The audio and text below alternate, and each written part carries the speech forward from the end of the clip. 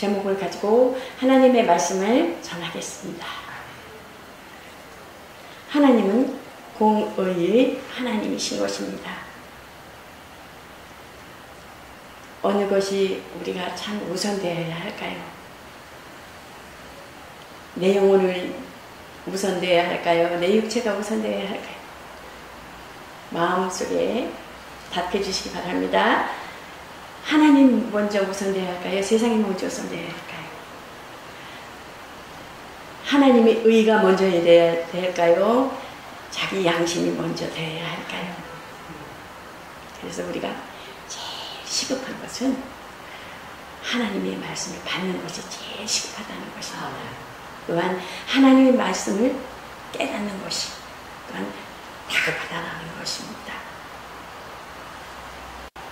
하나님이 예수 그리스도께서 이 땅에 오셔서 고난으로 세상을 이기셨습니다. 이기신 그 이기심으로 말미암아 부활하셨습니다. 부활은 하나님이 주신 선물이지요. 그렇기 때문에 우리에게도 여러분에게도 우리에게 고난을 잘 감당하고 믿음으로 참고 인내하였을 때 하나님께서 우리에게 부활의 선물을 주시는 것입니다. 그러므로 우리는 세상과 그 조화가 될 수가 없다라는 것입니다.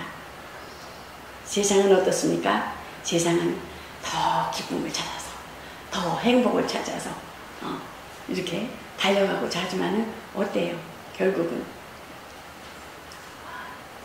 곧 행복을 찾아서 기쁨을 찾아서 가는 것이지만 그것이 육신이 잉태한 즉 사망을 낳고 사망은 그 죽음을 낳는 것을 볼 수가 있습니다.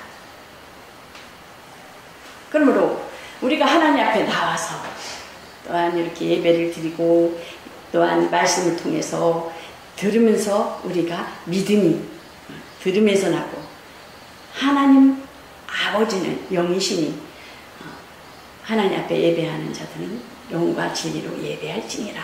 하나님께서 이렇게 예배하는 자들을 찾으시니라고 하셨습니다. 예수님은 하나님 아버지를 보셨고 그 예수님이 하나님 아버지의 함께 계실 때 하나님의 그 말씀을 듣고 또 하나님 아버지의 심정과 마음을 알고 또 알고 듣고 한 것을 또한 제자들에게 또 알리셨고 제자들이 또 들은 것을 또한 영혼들에게 또한 알게 하시고 또한 우리는 어떻습니까?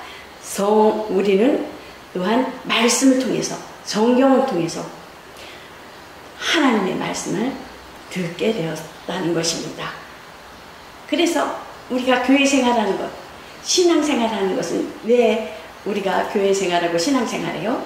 곧 우리의 목표는 어디에 있어요? 부활에 있다는 것입니다. 그래서 우리가 정말 여러분들 어디로 갈 것인가? 어디로 갈 것인가? 그러므로 하나님의 판단은 의로우시니 여기서 보면은 본문에서 보면 유대인들이 우월성, 특권의식을 가지고 있어요. 선민사상을 가지고 있어요. 우리는 하나님 택하신 백성이야. 그 이방인들에 대해서 정죄하고 업신여기며 또한 곧 너희는 하나님 택한 백성 아니야. 그러한 우월성과 선민사상이 자기네들 마음이 판단하고 또 정죄하고 한다는 것입니다. 그래서 다시 말하면 유대인은 그 율법을 통해서 우리가 택한 백성이라는 것을 그 자부심 아래서 그 이방인을 판단하면서 또한 같은 일을 행함으로 핑계할 것이 없다라는 것입니다. 그러므로 근본 법에 매여 있기 때문에 근본 제약에다가 남을 판단하는 것은 뭐예요? 원죄거든요, 사실은. 판단하는 죄까지 율법은 죄의 권능은 율법이요. 율법은 곧 어떻게 죄를 지면 사망이잖아요. 죄까지 더불어 행하는 그 핑계할 수 없는 죄인이라는 사실이라는 것입니다. 그러므로 하나님은 각자 행한 대로 보응하신다는 것입니다. 보편성이라고 볼 수가 있죠. 유대인이나 헬라인이나 이방인이나 다 포함되고 있어요. 그러므로 참고 선을 행하는 자에게는 영생으로 거두고 오직 당을 지어 진리를 쫓지 아니하는 자에게는 노와 분노로 하신다는 것입니다. 본문에서 말씀드린 것과 같이. 그래서 산자와 죽은 자를 공평히 판단하시고 이런 일을 행하는 자에게는 하나님이 판단이 진리되는 줄 우리가 아노라. 진리는 뭐겠어요? 진리는 곧 하나님의 그 진리대로 판단하시는데 진리는 곧 하나님의 속성이라는 것입니다. 올바르게 판단하신다는 것을 알고 있기 때문에 옳고 공평하게 행하신다는 것입니다. 그래서 성경에 보면 어떻습니까? 오른쪽 강도에겐 우리는 합당한 벌을 받고 있지만 죄에 대해서 합당한 벌을 받고 있지만은 당신은 그 예수님을 인정하면서 나를 기억하소서 그러잖아요. 오른쪽 강도가는 그럼 너와 그럼 나 보내시리라 그러잖아요. 또 한편 또 이런 말씀 있잖아요. 부자가 영생을 어떻게 얻을 수 있습니까? 하면서 부자 청년이 저녁 때 어둑어둑 그때 왔을 때 예수님께 다가왔을 때 계명을 다 지켜라 그랬을 때 나는 계명을 다 지켰습니다 그러잖아요. 그러면 계명을 다 지켰으면은 부자 된 그것을 가난한 자들에게 나눠주라. 근데 부자 청년이 어땠어요? 생각에 갈등이 있었는 거예요. 생각에 갈등이 있으므로 어떻게 됐어요? 뒤돌아가는 것을 볼 수가 있잖아요. 뒤돌아가는 것을 볼 수가 있죠. 그러니까 우리 생각은 항상 하나님은 오류가 없고 공평하게 행해진다. 근데 아담 안에서 아담은 에덴 동산에서 어떻습니까? 그 선악을 알게 하는 나무를 범함으로 인하여 그 양심으로 하나님같이 되고 싶어서 너도 그 먹어 선악을 알게 하는 나무를 먹으면 하나님같이 될 수 있어 이러잖아요. 결국은 어때요? 하나님같이 될 수 있다라는 그 마귀의 유혹에 의하여 먹게 되는 거잖아요. 그러니까 의지가 안 먹을 수도 있고 먹을 수도 있는데 자기 의지를 얻다가 향했어요. 보이지 아니하는 영적 어두운 것에 마음을 의지를 내놓는 것을 볼 수가 있어요. 그래서 하나님은 오류가 없고 공평하신 하나님이신데 하나님께서는 오류가 없고 공평하신 하나님께서는 차별하지 아니하신다는 거예요. 그러므로 생명에 속한 영과 사망에 속한 영을 구별하신다는 것입니다. 그러므로 어떻습니까? 요한복음 5장 29절에 보면 예수님이 사마리아로 이렇게 지나갈 때에 우물가에서 그 사마리아 여인을 만나는 것을 볼 수가 있잖아요. 대화 속에서 어떻습니까? 우리는 당신의 유대인은 예루살렘 성전에서 예배를 드리는데 예루살렘에서 예배를 드리는데 그 사마리아는 어디서 예배드려요? 산에서 예배드리잖아요. 그러니까 이 사마리아 여인은 유대인으로서 유대인은 우리와 전혀 상종치 아니하고 개같이 취급하는데 그 예수님은 정말 자기를 이렇게 친근하게 대하는 것을 보고 예수님에 대해서 이렇게 예수님이 말씀하실 때 문을 여는 것을 볼 수가 있어요. 남편이 5이 있었으나 그 5도 다 압니다. 그러니까 속 사정과 속 마음을 다 알고 있는 거예요. 이 사마리아 여인은 공고하고 세상에 의지할 것 하나도 없고 남편이 자꾸만 그 이스라엘 문화 속에서 그 종족을 이어나가야 되는데 자기 역할을 다 못하는 거예요. 그러니까 그냥 물 들어올 적에도 그냥 햇빛이 내리쬐는데 아무도 다니지 아니할 때 홀로 묻도록 왔을 때 예수님을 만나는 것을 볼 수가 있어요. 그러면서 그 사마리아 여인이 상종을 안 하는데 어찌 우리 이렇게 대화하는 간격을 한 거예요. 그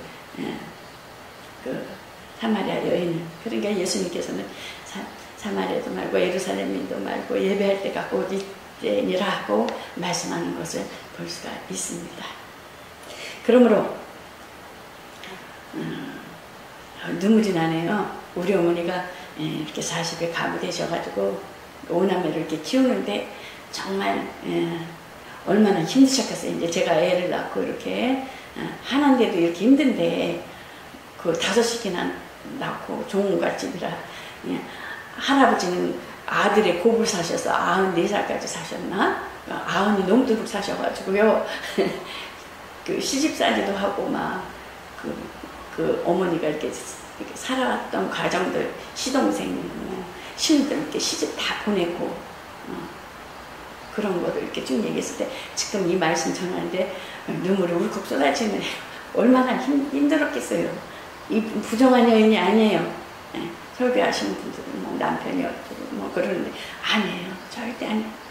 종족을 이어가기 위하여 자기 정절을 지키고 있었던 거예요. 그러니까 예수님은 그 마음과 그 심정을 사마리아 여인에 대해 심정을 깨뜨려 보고 말씀하시는 것입니다. 또한 그 마태복음 25장 46절에도 보면은 그 좌편에 있는 자들에게, 좌쪽에 있는 자들에게 어떻습니까? 저희는 영벌에 들어가리라.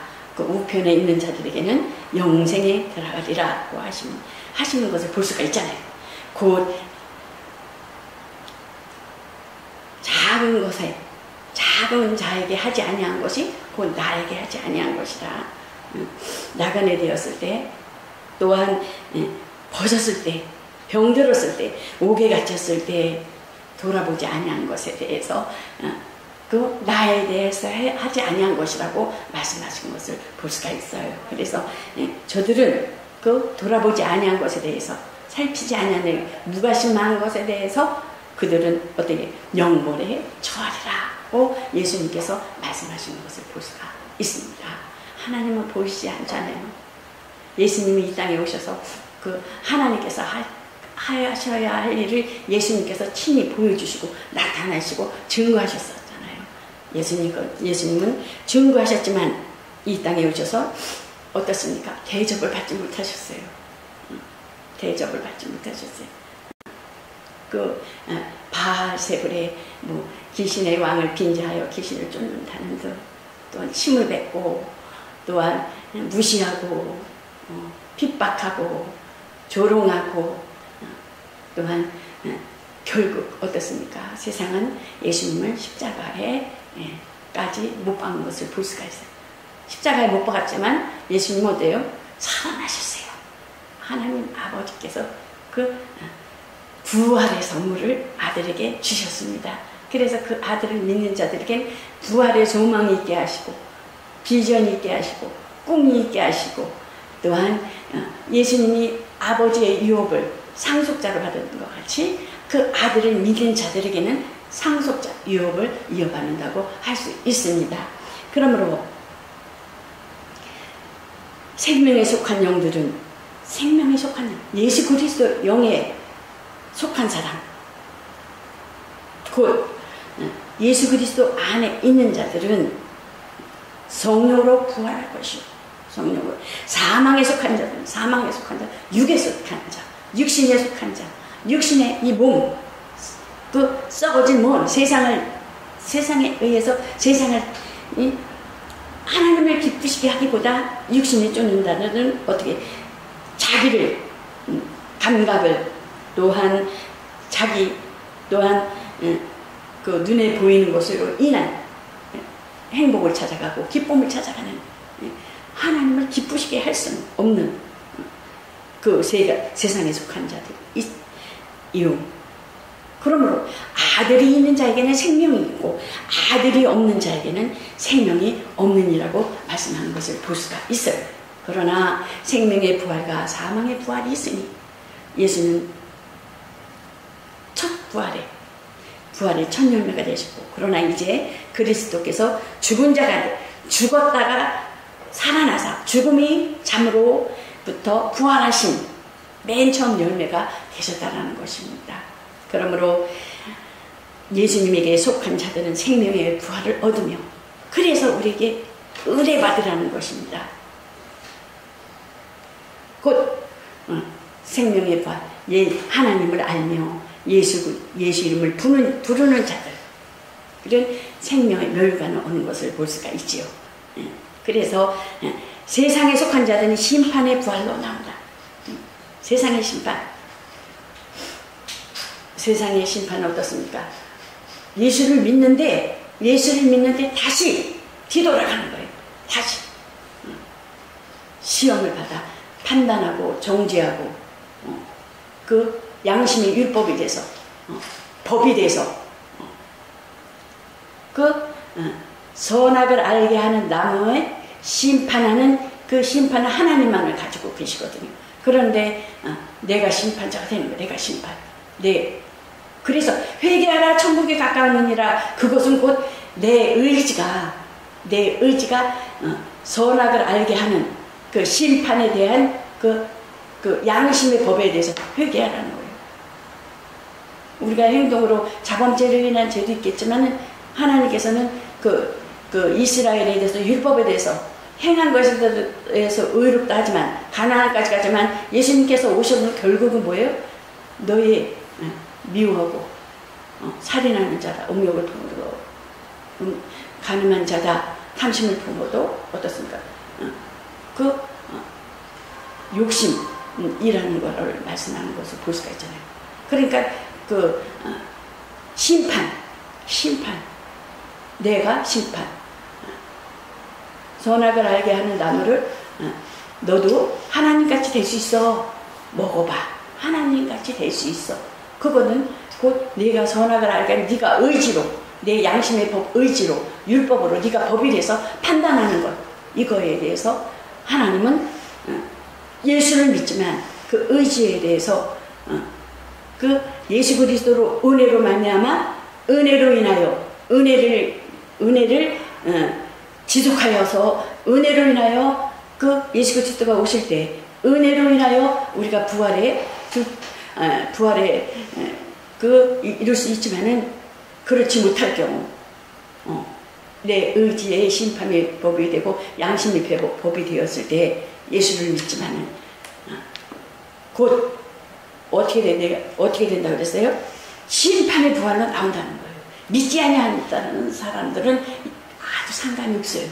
그러나 예수를 믿으면서도 심판의 법, 네가 양심의 법이 돼서 내가 판단하고 그거에 대해서 회개하라 천국에 가까웠느니라. 그 세례 요한도 제가 자주 말씀드리지만 예수님께서도 회개하라 천국에 가까웠다라는 것은 그 양심의 법, 그 죄의 법, 내 법에 있는 것에 대해서 네가 가지고 있는 의지에 대해서 그거에 대해서 판단하고 정죄, 하나님같이 네가 심판하는 것에 대해서 회개하라는 거예요. 회개하라.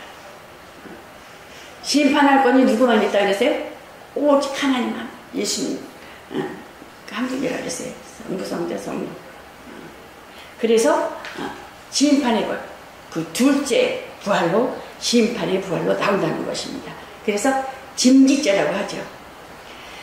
그러므로 바로 내 법으로 있으면, 양심의 내 법으로 인해서 그 법으로 심판을 받는다는 것입니다. 그래서 우리가 아무리 교회에 나와서 신앙생활을 하고 할지라도 어린 영혼서부터 그 젖을 먹는 어린 영혼서부터 딱딱한 것까지 먹을 수 있는 그 장성한 분량에 이르기까지 있으니 판단하고 정죄하지 말라는 것입니다. 하나님께서 저를 세웠는데 하나님께서 저를 구속해서 네가 왜 정죄하고 판단하느냐? 네 똑똑함으로, 네 잘난 그런 눈 자아됐다고 하지 말라는 거예요. 그래서 은혜를 받지 아니하면 분명 우리 판단하고 정죄돼 있어요. 왜 저러냐? 뭐 그랬고요. 그죠? 왜 저러지? 뭐가 보여, 뭐 저 어째, 뭐 저째, 뭐 그냥 뭐 신령한다든가 뭐 앞으로 어떻게 된다든가 은사로 인해서 막 보여지는 것으로 인해서 판대에서 영혼을 실족해야 하잖아요. 안 되는 거예요. 절대 안 되는 거예요. 그 영혼은 하나님이 지켜보고 계시는 거예요. 근데 그가 정말 정죄하고 예수님께서도 이 땅에 오셔서 얼마나 핍박받으셨어요. 세상 대우 못 받았잖아요. 근데 막 그냥 그래서 오래 참고 견디라는 거예요. 그래서 우리가 그 입술의 열매로 인해서 이 한치도 안 되는 혀로 인해서 책임지면 안 되는 거예요. 책임지면 안 되는 거예요.